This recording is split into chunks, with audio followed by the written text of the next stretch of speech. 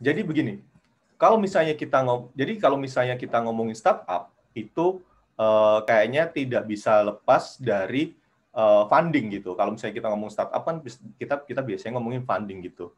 Jadi sebenarnya yang harus teman-teman ketahui kalau misalnya startup itu dimulai dari apa sih? Kalau misalnya kita lihat di paling bawah di sini, dari idenya dulu, kemudian co-founder stage dulu, kemudian family and friend, kemudian sit around itu, kemudian series A, series B, series C, so on and so forth, kemudian IPO. Kalau misalnya kita dilihat di sini, itu perjalanannya panjang, sangat-sangat panjang. Kita bisa lihat pendanaan pertama itu dari mana sih? Pendanaan pertama itu dia dari co-founder gitu. Kecuali teman-teman anaknya Bakri ya, atau kalau miliarder aja kurang gitu, triliuner gitu. Jadi kalau misalnya teman-teman punya uang triliunan mungkin ya cukup pakai dana teman-teman. Nah, di sini co-founder stage, jadi ya dana pribadi gitu. Dari dana pribadi itu ke family and friend gitu. Jadi misalnya temennya atau misalnya keluarganya. Jadi for example, saya ambil studi kasus di Tokopedia. Tokopedia pertama ya dari Pak William dananya, kemudian dari keluarganya gitu. Nah, kemudian juga dari teman-temannya yang memberikan quote-unquote saham. Kemudian habis itu sit around, jadi orang-orang yang emang punya dana berlebih gitu. Kalau dulu Tokopedia dari Pak Will itu ya dari bosnya, dapat dana dari bosnya gitu, yang mau mendanai. Kemudian habis itu ke series A, series B, series C, series B, series A, so on and so forth. Kita bisa ketahui di sini bahkan untuk bisa dapat pendanaan itu cuma 17%. 17% itu angka sedikit. Dan again tadi saya yang pernah bilang, dari 17% itu yang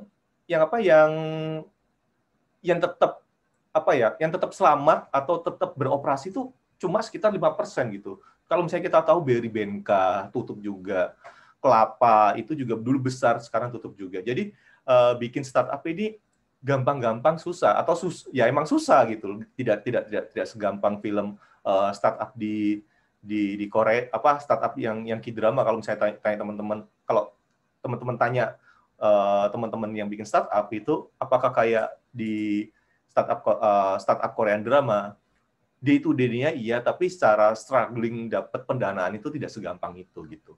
Nah, habis itu dari seri ini ke IPO. Kebetulan di Indonesia startupnya belum ada yang IPO.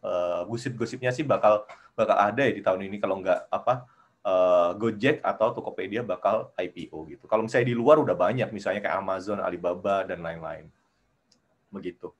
Lah, kalau saat kita memulai, kalau misalnya dari teman-teman, kalau misalnya ditanya, bagaimana memulai startup gitu, bagaimana kalau misalnya saya punya ide gitu, kemudian saya ingin merealisasikan gitu. Kita mungkin teman-teman sudah cukup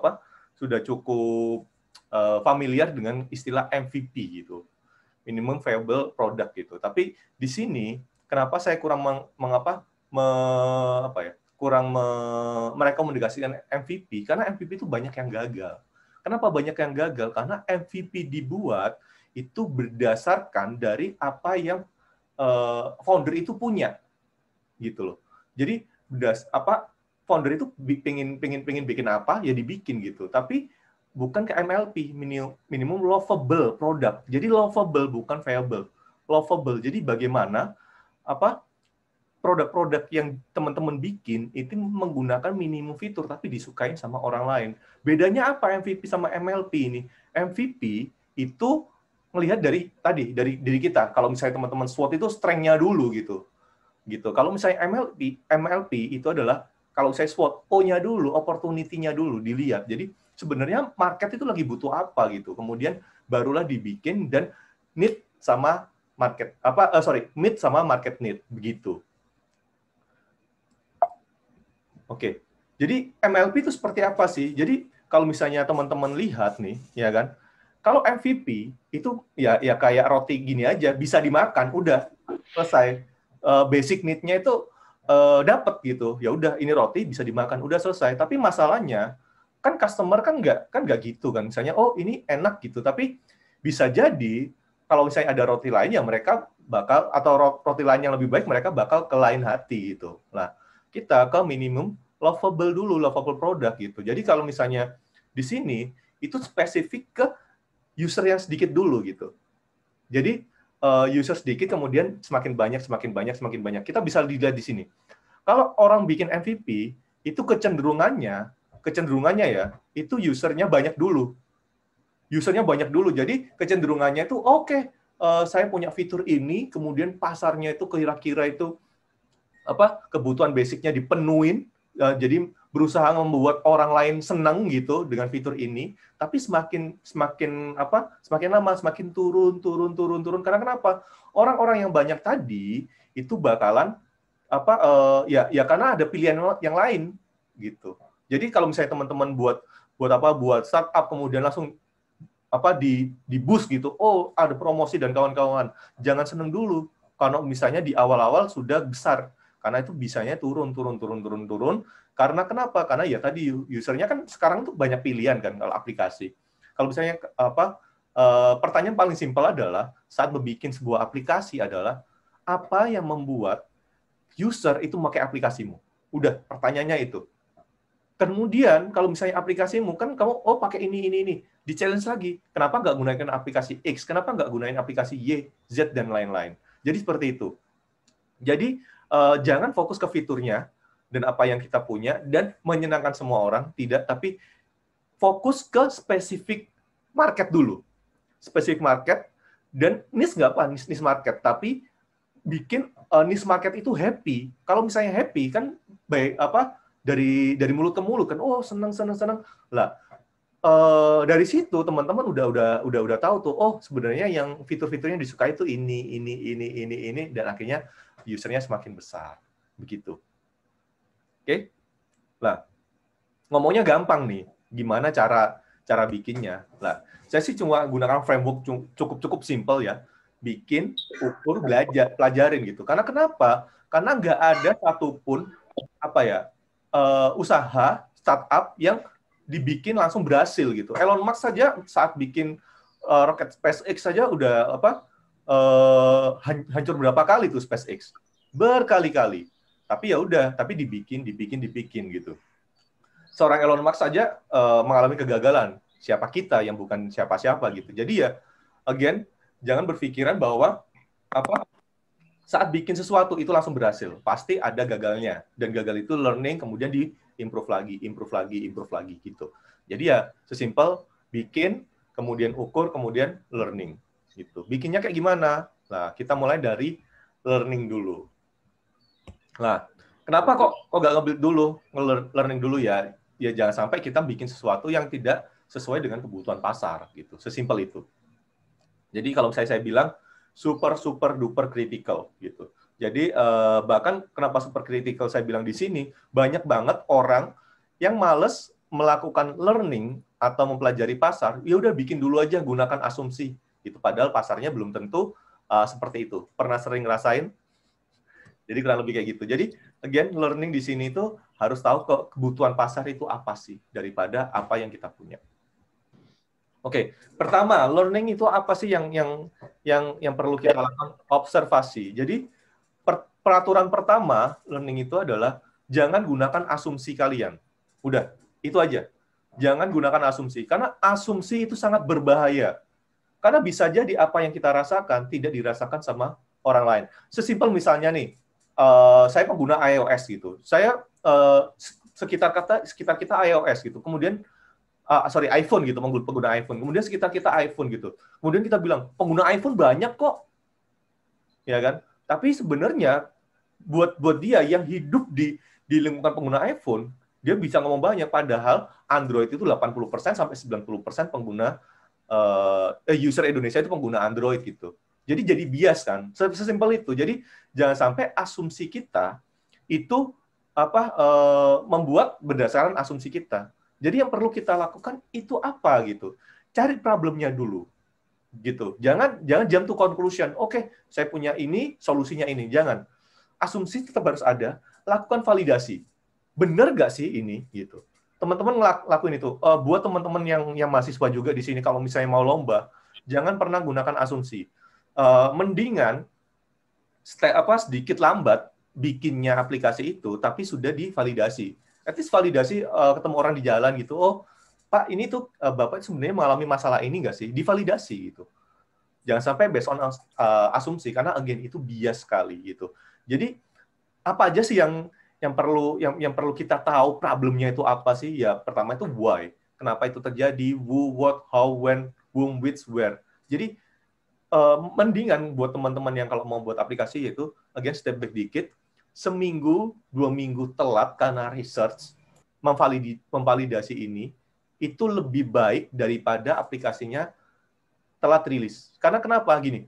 Logikanya ya, teman-teman telat 2 minggu, kemudian telat 2 minggu saat rilis aplikasinya sesuai dengan keinginan market. Bayangin kalau misalnya saya gunakan asumsi, saya develop 6 bulan misalnya, udah 6 bulan ternyata nggak meet the market. Kemudian baru research 2 minggu, 6 bulan lagi gitu. Jadi udah rugi berapa? 6 bulan lebih gitu. Mendingan dia dimulai dari research dulu 2 minggu, mundur nggak apa-apa gitu. Tapi benar-benar meet the market gitu sih. Nah, dari udah tahu nih masalahnya apa, solusinya apa, ya ini dari brainstorming FGD. Jadi dari teman-teman co-foundernya itu ngobrol, ternyata idenya itu kayak gini. Kemudian maka keluarlah idenya gitu. Nah, saat ide selesai, itu solusi selesai, nggak boleh berhenti di situ gitu. Perlu divalidasi gitu. Jadi benar-benar penting banget buat teman-teman yang pengen pengen punya startup, divalidasi. Bener nggak sih problem ini tuh nge-solve masalahnya gitu. Solusi ini nge-solve masalahnya. Tadi kan udah problem, kemudian idenya, kemudian ada solusi, divalidasi solusinya. Bener nggak sih solusi ini? Nah, pertanyaan paling gampang adalah, bener kok solusi ini. Pertanyaan kedua adalah, solusi ini emang nggak ada di aplikasi lain gitu. Kalau misalnya ada di aplikasi lain, kenapa user pakai aplikasi kita? Gitu. Ditanyakan aja ke diri sendiri. Gitu. Jadi sering banget karena ego kita, karena kita pengen keren, saya sebagai CEO startup, kayaknya hal-hal kayak gini tuh kurang dilihat gitu. Padahal ini penting buat keterlanjutan startupnya teman-teman gitu. Kemudian yang selanjutnya itu adalah momentumnya tepat nggak? Jangan sampai teman-teman bikin aplikasi buat pengingat puasa atau sahur, tapi setelah bulan Ramadan, ya kan sayang gitu. Jadi ya sebelum 2 bulan atau 3 bulan sebelum bulan Ramadan. Jadi waktu itu juga timing juga penting juga gitu. Tapi kalau misalnya ditanya, mendingan timing atau validasi, saya mendingan validasi. Telat nggak apa-apa, masih ada tahun depan. Tapi at least saya pending, development-nya saya pending dulu. Kalau mau ngejar Ramadan telat, ya udah Ramadan tahun depan aja gitu. Daripada udah dibuat ternyata tidak sesuai dengan market needs. Percuma gitu. Buang-buang waktu, tenaga, sama uang kan tentunya. Gitu. Lah, kemudian di define, biasanya kalau misalnya teman-teman startup itu pakai PRD lah gitu. Jadi product requirement dokumen. Jadi define PRD-nya dari semuanya itu sebenarnya fitur-fitur apa aja sih yang mau dibuat, kemudian user story-nya. Kemudian again, saat teman-teman ini idealnya dan mungkin cukup challenging buat Indonesia ya, karena orang Indonesia itu quote unquote males nulis gitu. Saya bukan judging, tapi kondisinya seperti itu. Sebagai buktinya, kalau misalnya teman-teman lihat reviewnya di Amazon sama review di Tokopedia Shopee beda. Kalau Tokopedia Shopee, pengiriman cepat, thanks gan gitu doang. Tapi kalau misalnya teman-teman lihat aja di Amazon, reviewnya tuh barangnya bagus dengan spesifik ini, so on and so forth. Atau misalnya teman-teman melihat review buku gitu.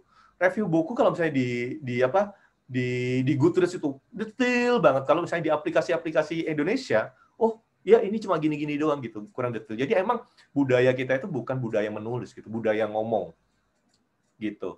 Jadi ya again, tulis di dokumen itu buat apa sih? Satu itu buat semua itu at the same page. Jadi dari foundernya, dari yang bikin, tag-nya itu paham bahwa yang mau dibikin itu kayak gini loh gitu. Jangan sampai di tengah-tengah itu beda beda definisi, beda pemahaman gitu kan, buang-buang waktu, juga buang-buang tenaga, dan kalau misalnya ngebayar programmernya ya buang-buang uang juga gitu sih. Again, ditulis dan pastikan si yang mengeksekusi ini tuh mengerti gitu apa yang harus diperbuat gitu. Setelah itu semua kan dibikin tuh fitur-fitur apa aja yang perlu dibikin, diprioritaskan. Mana yang mau dibikin dulu? Pasti fiturnya pasti banyak banget. Misalnya ada 20 fitur untuk bulan Ramadan gitu. Tapi nggak kekejar nih kalau bulan Ramadan 5 dulu ya gitu. Jadi 5 itu yang benar-benar basic needs-nya user dan juga yang bikin user datang ke aplikasi kalian gitu. Jadi diprioritaskan. Jadi ya again jangan sampai bikin fitur yang keren tapi kayak gambar di sini tapi usernya nggak bisa pakai gitu. Gitu. Misalnya aplikasi pengingat sahur gitu ya, pengingat sahurnya harus aplikasi buat Ramadan, pengingat sahurnya harus ada, pengingat bukannya harus ada gitu. Jadi mau ditambahkan apa lagi nih? Oh, buat ngaji misalnya. Oh, divalidasi penting nggak sih kayak gitu. Jadi apa sih yang dibutuhkan sama user itu dan kita gimana caranya nge-fulfill itu tanpa mengurangi basic needs-nya gitu, menghilangkan basic needs-nya gitu. Nah, ini sih Kano model kalau misalnya kita lihat, kalau MVP itu basic banget, jadi ya basic fitur banget, tapi nggak ada yang ngebuat user delightful gitu. Jadi ya biasa-biasa aja, tapi bikinlah MLP. Jadi bikin yang dimana user delightful dan nggak ada di aplikasi lain misalnya. Tapi catatan ya, nggak ada di aplikasi lain, itu bukan berarti ya nggak ada, karena pastikan user itu pingin dan nggak ada di aplikasi lain. Itu catatan terpentingnya itu adalah itu. User itu pingin tapi nggak ada di aplikasi lain. Itu apa? Misalnya, oke, saya pengen kolak gitu di aplikasi Muslim itu nggak ada. Oke, di situ dikasih user-user di daerah tertentu gitu yang nyediain kolak itu siapa aja gitu. Again, misalnya, oke, saya bikin itu. Jangan berpikiran saya mau nge-cover seluruh Indonesia. Jangan pikir cover aja kecamatan mana dulu atau kota dulu. Atau misalnya teman-teman di Itenas, oke, kos-kosan di Itenas gitu. Informasikan aja penyedia kolak itu di mana sih gitu. Sesimpel itu. Karena kalau misalnya teman-teman tahu sejarahnya Facebook itu dari sosial media untuk suatu universitas Stanford gitu. Akhirnya besar. Dia Mark itu nggak akan mikir itu buat se-US gitu atau se-dunia, enggak. Tapi buat universitas tersebut. Itu adalah sebagai salah satu kunci atau bukti bahwa dimulailah dari yang dari user yang kecil kemudian grow, jangan pikirin waduh saya mau market sana juga nggak bakal ke cover gitu. Mendingan kecil dulu, bikin mereka happy, kemudian baru ekspansi gitu. Ya teman-teman kalau misalnya bikin usaha lah, pastikan nyari tempat yang pembelinya kemungkinan banyak di situ dulu. Kalau berhasil buka cabang lagi, kemudian menu fitur varian baru kan kayak gitu kan. Jadi kurang lebih seperti itu. Bikin startup itu seperti kayak bisnis kok gitu. Tapi yang ngebikin bias adalah orang-orang ya udah startup harus mengcover semuanya karena ini teknologi digunakan sama semuanya gitu kan. Itu yang menjadi masalah gitu. Akhirnya nggak fokus ke market tersebut gitu. Startup itu sebenarnya bisnis ya, ujungnya ya ngasilin cuan, ngasilin duit gitu. Supaya usahanya grow dan juga bisa menghidupi teman-teman semuanya, menjadi mata pencarian teman-teman juga kan gitu. Toh kalau misalnya teman-teman dapat jabatan CEO kan, kehidupan teman-teman semua kan tidak dinafkahi dengan dengan title CEO kan, tetap butuh uang buat kesehariannya gitu. Ya nggak apa-apa misalnya jadi CEO ini gitu ya, nggak apa-apa, keren, tapi pastikan itu ada isinya. Sebagai informasi buat teman-teman, banyak banget startup yang saat ini tuh ada kelihatan keren tapi nggak ada revenue-nya. Nggak ada revenue-nya, kosong gitu. Terus hidupnya dari mana? Hidupnya dari kebanggaan sebagai CEO. Gitu. Oke? Ya itu terlalu bias lah menurut saya itu. Kayak Fata Morgana aja. Dia bertahan setahun 2 tahun habis itu hilang. Gitu. Lah, ini contoh dari mendengarkan customer problem. Ini adalah contoh salahnya bagaimana si developernya itu biar kelihatan keren, bikin teknologi gitu. Jadi idenya adalah kalau misalnya di luar itu kan pasti ada merica ya buat pizza atau buat spaghetti dan kawan-kawan. Jadi dia itu kepingin bahwa dan tempat merica itu kan ada di depan kan, di tengah-tengah orang-orang makan, dan orang-orang tuh biasanya kan dengerin musik. Jadi dia bikin yang ngeluarin merica atau garam itu tadi di tengah-tengah, kemudian bisa dengerin musik gitu. Keren banget gitu. Nah, kayak kurang lebih kayak gini. Jadi apa? Di tengah-tengah, jadi dengerin musik, kemudian semuanya kedengeran, misalnya lagu-lagu jazz. Jadi apa? Jadi kelihatan lebih keren aja gitu. Tapi apakah ini menjawab permintaan pasar gitu? Dan ternyata yang terjadi adalah nggak kayak gitu. Karena kenapa? Untuk connect ke sini itu butuh Bluetooth, butuh baterai, butuh apa lagi ya? Butuh connect sama HP. Jadi ribet. Akhirnya ya udah, kenapa nggak taruh HP di tengah aja, beres gitu. Ya kan?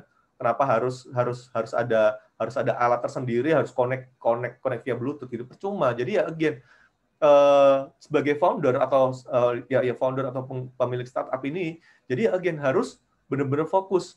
Satu, itu benar-benar solve the problem, atau kedua itu ada pilihan lain nggak sih user gitu. Jangan sampai apa yang kita bikin itu keren tapi semakin nyusahin user. Ini adalah sebagai contoh dengerin customer problem gitu. Jadi True Jerky itu bikin Thai Chili Mango, jadi dia ingin improve. Apa sih yang sebenarnya yang perlu kita improve gitu. Nah, akhirnya user research. Jadi ini kayak rendang gitulah, makan rendang. Terus apa sih yang bisa kita improve, atau rendangnya variasi, atau rendangnya butuh diapain gitu. Jadi tim marketingnya tuh research apa sih yang dibutuhin. Ternyata sesimpel butuh itu tusuk gigi. Jadi orang makan rendang kan biasanya nyangkut-nyangkut. Ya udah dikasih tusuk gigi dan sales-nya meningkat sampai 40%. Sesimpel itu. Nambahin tusuk gigi doang. Gitu. Again, pesan-pesan selanjutnya adalah jangan pernah mendengarkan solusi dari customer gitu. Again, customer itu tahu apa yang dia mau tapi bukan apa yang dia butuh gitu. Jadi never listen for solution. Jadi for example, disuruh ngedesain pen, jadi again saat kita tanya ke customer, aku butuh pen seperti apa yang diinginin sama customer. Again, validasi. Di sini validasi. Apakah permanent maker, astronaut pen, atau yang kayak gimana gitu. Nah, kurang lebih ini kayaknya familiar ya buat teman-teman. Jadi sebenarnya customer mintanya apa, kita bikinnya kayak gimana gitu. Jadi ada perbedaan persepsi, jadi mendingan diklarifikasi daripada saat udah rilis nggak ada yang pakai gitu. Oke. Saat udah tahu nih, udah learning, oh sebenarnya user itu pengen kayak gini, dan saya benar-benar firm nih itu 100% bahwa, atau let's say 90% user itu pengennya kayak gini, kita ngebikin solusi tersebut. Nah, solusinya kayak gimana? Pertama itu UX-nya. UX-nya itu ini penting banget buat teman-teman yang nanti bikin startup di aplikasi ya. Jadi UX itu sangat penting karena kenapa? Pertanyaan paling gampang, kenapa teman-teman pakai Tokopedia daripada Blibli, atau Tokopedia daripada misalnya belanja.com. Kalau misalnya harga kompetitif, saya bisa jamin mereka bisa diadu. Tapi masalahnya apa? UX-nya misalnya sesimpel kalau di Tokopedia itu register cuma butuh 3 step. Misalnya di belanja.com, kita ngomongin yang udah nggak ada aja ya. Belanja.com itu butuh 8 step. Ya kan? Ya udah, saya sih milih yang 3 step gitu. Ngapain saya ke belanja.com yang butuh 8 step? Udahlah, males. Teman-teman pasti ngerasain kan? Ada beberapa aplikasi yang registernya ribet banget gitu. Jadi akhirnya, registernya masukin nomor KTP lah, masukin NPWP, dan lain-lain, ya udah males, ditinggal. Sering kan ngelakuin itu. Nah itu, jadi UX itu sangat penting gitu. Jangan sampai cuma fitur, tapi user experience-nya nggak oke gitu. Dan user experience juga berhubungan dengan jangan sampai apa yang dilakukan mereka di offline, di online ini jadi lebih ribet. Jadi kuncinya adalah UX itu, dengan UX yang ada, itu ngebuat user lebih gampang makainya. Lebih, kalau misalnya bahasanya itu, jobs to be done-nya itu lebih cepat lah. Gitu. Jadi for example, misalnya kita ke McD gitu, kan ada, kalau misalnya contoh kita pakai use case drive-thru. Drive-thru ada itu karena apa? Karena ada orang-orang yang mau take away, harus parkir mobil dulu, keluar dari mobil, masuk ke restorannya, kemudian beli, kemudian keluar restoran, masuk ke mobilnya gitu. Jadi berapa step? Sekitar 5-6 step gitu. Kalau misalnya drive-thru, dia masuk, pesan sekali, bayar, ambil 3 step. dari waktu, dari step-nya juga lebih sedikit. D itu adalah user experience. Jadi kalau misalnya kita bisa lihat di gambar ini kecap saus tomat gitu. Kalau misalnya dulu kan ya modelnya yang kayak di sisi kiri. Jadi kalau misalnya mau habis kita harus balik dulu kan. Digini-giniin susah aduh. Tapi sekarang udah ada yang model yang terbaru. Jadi di bawah dan bukanya juga di bawah gitu. Jadi ngumpulnya di bawah tinggal ditekan colot keluar gitu. Jadi ini adalah salah satu UX experience yang perlu kita perhatikan gitu. Nah, ini adalah contohnya UX gitu. Nah, UI itu apa sih? UI-nya juga kita harus perhatikan gitu. Jadi supaya bagus, jangan sampai warnanya itu genjreng gitu, jadi sakit mata. Teman-teman pasti pernah ngelihat lah UI dari aplikasi yang bikin sakit mata gitu. Merah nyala diketemuin hijau nyala gitu. Waduh, bikin sakit mata lah. Itu jangan sampai terjadi. Dan ini sering banget miss lah di setiap startup founder. Nah, kurang lebih perbandingan bedanya UX sama UI itu apa sih?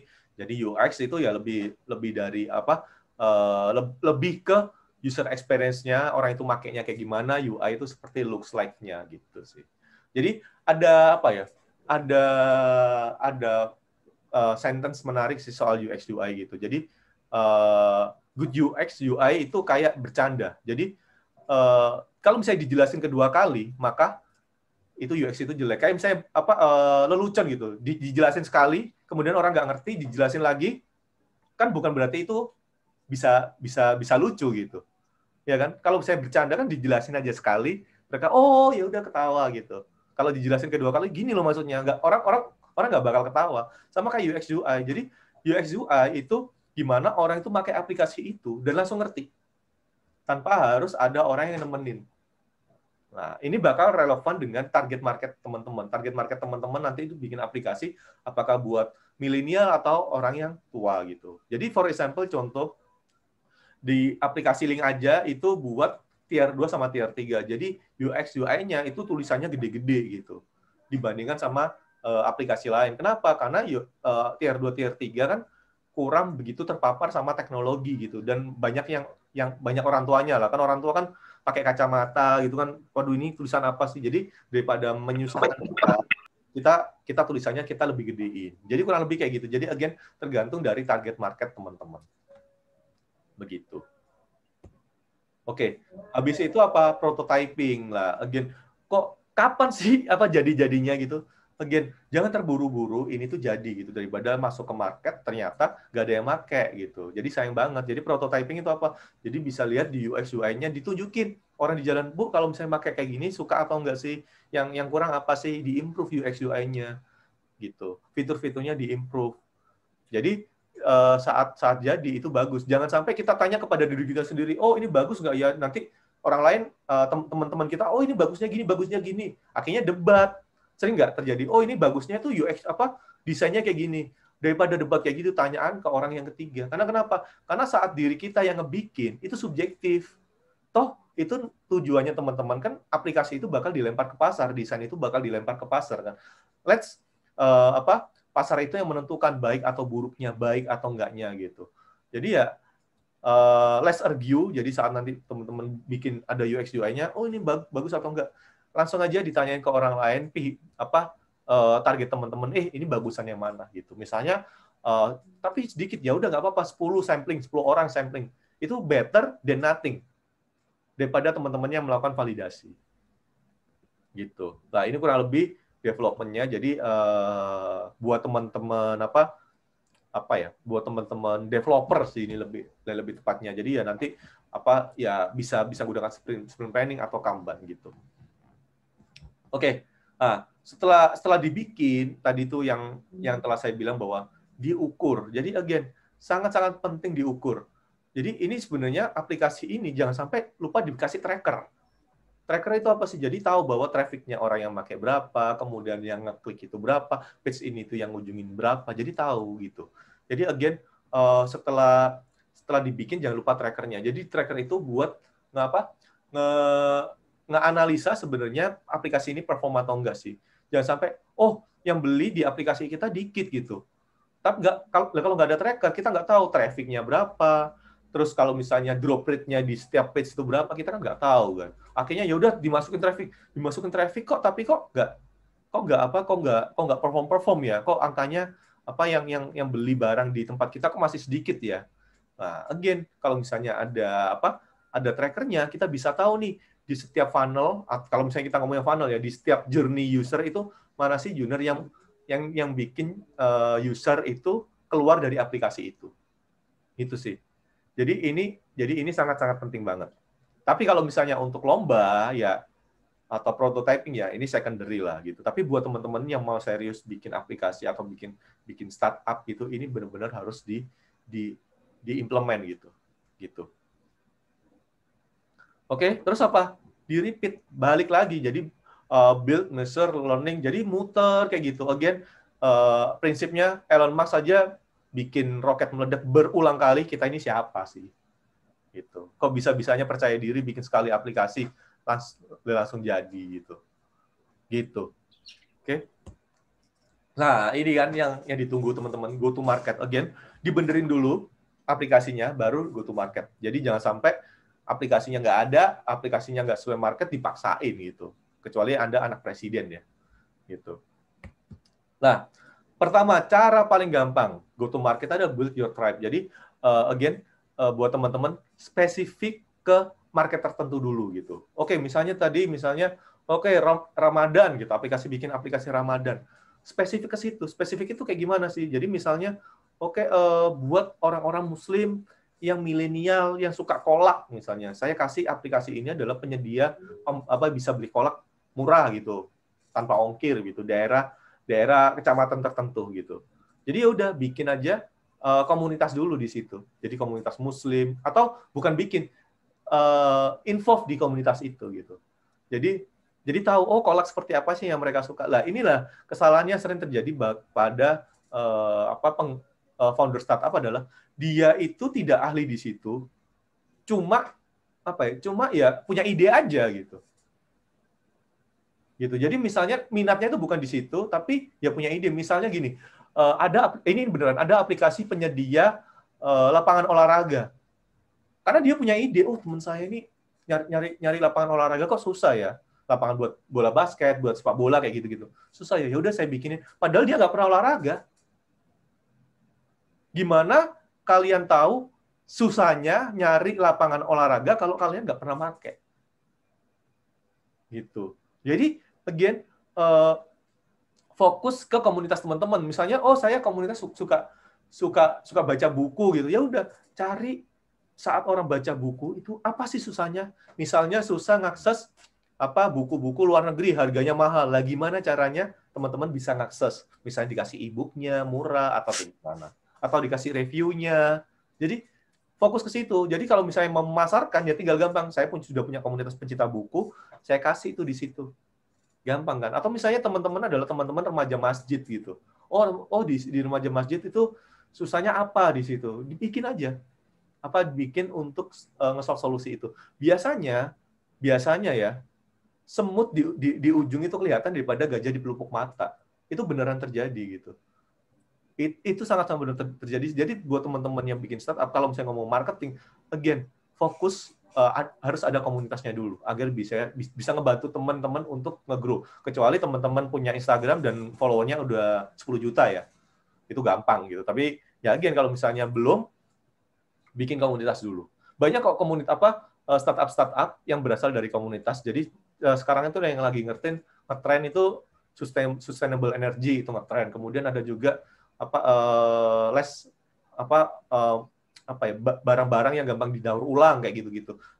Dimulai dari keresahan teman-teman dulu, apa sih yang keresahan, dan teman-teman emang in charge di situ, baru dibikin aplikasinya untuk nge-solve masalah di situ gitu.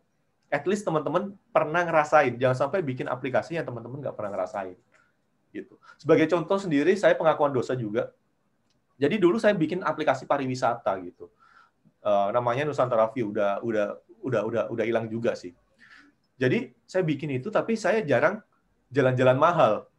Jadi saya jarang jalan-jalan mahal. Jalan-jalan saya tuh ke gunung ya biasalah dulu mahasiswa gitu, backpackeran kayak gitu-gitu. Terus saya bikin aplikasi Nusantara View yang di mana bisa nyari restoran yang enak, kemudian nyari kulineran gitu. Dulu kalau backpacker boro-boro kulineran, nyari makan aja yang murah gitu ya kan. Ya kuliner pun juga yang sesuai kantong. Lah saya bikinnya kayak gitu. Saya itu sok-sokan, oh nanti masalahnya kayak gini gitu. Setelah saya mengerti gitu, akhirnya saya sadar bahwa ya kenapa saya nggak dulu bikin aja yang buat backpacker aja ya. Kayak gitu. At least memudahkan saya dan kelompok saya gitu. Atau komunitas saya, kalau komunitas saya suka pasti kan dari mulut ke mulut gitu. Nah, oke. Make it remarkable. Jadi ini bikin benar-benar apa ya? Ada efek baunya lah aplikasinya itu. Oh, ternyata again, aplikasi itu punya sesuatu yang nggak dimiliki oleh aplikasi lain. Gitu. Ini sangat-sangat penting. Jadi, tapi again harus hati-hati, benar-benar fitur itu dimiliki, fitur itu benar-benar diinginkan atau dibutuhkan sama user kita. Jadi bikin itu remarkable, jadi menjadi mode to mode lah. Jadi ntar orang-orang tuh ngomongin aplikasi tersebut gitu. Nah, ini sangat penting. Sell what they need, not what you have. Jadi again, saat nanti marketingin, jangan ngomongin, oh aplikasi ini punya fitur A, B, C, D, E. Jangan. Tapi aplikasi ini nge-solve masalahmu yang A, B, C, D, E. Bukan yang kita punya gitu. Karena belum tentu yang kita punya itu yang dibutuhin sama orang lain gitu sih. Ya, summary, saat memulai startup, bikinlah MLP, sesuatu yang sesuai dengan kebutuhan user, jangan gunakan asumsi. Ini benar-benar teman-teman harus hati-hati. Kemudian bikinlah yang bikin delightful, user itu suka dan bikin orang, oh ini nggak ada di aplikasi lain gitu.